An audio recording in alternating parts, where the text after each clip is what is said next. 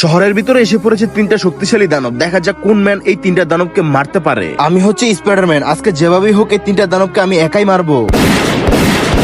হ্যাঁ হ্যাঁ, এতগুলো কামান মারার পরে তো এগুলো মরতেছে না। এখন আমি কি করব? আরে স্পাইডারম্যান, তোর দ্বারা সম্ভব হবে না। এই দেখ, আমার কাছে মেশিন গান আছে। আমি এই মেশিন গান দিয়ে কিভাবে মেরে ফেলি। হ্যাঁ হ্যাঁ, আমার তো মান সম্মান থাকলো না। আরে তোরা সবাই চাওয়াবাজি ছাড়। এই দেখ, আমি হচ্ছি শক্তিশালী হাল্ক। আমি এই মিসাইল দিয়ে সবগুলোকে মেরে ফেলবো।